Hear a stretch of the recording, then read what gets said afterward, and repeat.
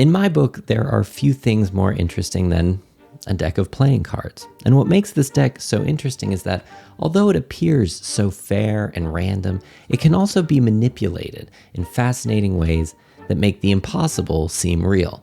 That seems to have been the inspiration for Card Shark, a game that teaches a variety of card tricks that, in this scenario, are used for cheating and swindling. These lessons are wrapped around a story about a young mute waiter who's taken in by a character named the Comte de Saint-Germain, I hope you can forgive my French there, and made an accomplice in a lengthy con designed to uncover the truth about a royal scandal.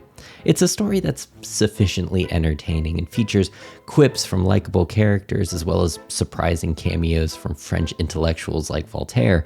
But the real star of this game is the cheating, which usually goes something like this. You select a location from a map, then on the way to that location, the Comte teaches you a new technique which you can rehearse until you feel confident with it. Then you put that technique into practice and execute it quickly and effectively as you're playing against real opponents.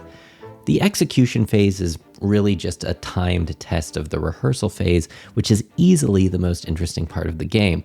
Seeing each trick broken down into different steps is catnip to those of us who love seeing how these type of illusions work.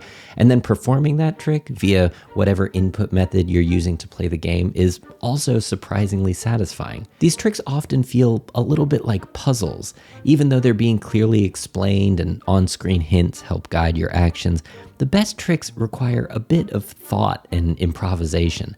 The fake shuffles are the best example of this, as you'll need to slightly modify your rhythm to ensure the right card gets to the right player. As the game goes on, these techniques stack on top of one another and get more complex, but then, sadly, the whole thing just kind of peters out. You do learn one final, extremely complex technique, but it doesn't correspond with anything that resolves the narrative, a result that's disappointing, but not heartbreaking since I was just here for the card tricks anyway. In a sense, this game kind of reminds me of Guitar Hero. Both games distill an activity that normally takes hundreds of hours to master into a process that only takes a few minutes to grasp, while somehow that simplified activity still retains the sense of satisfaction and accomplishment that the original activity provides. As someone who's always been fascinated by sleight of hand, but never felt like devoting hours and hours to learn it, this game was a delightful glimpse into that hobby, even if it wasn't particularly satisfying in some other regards.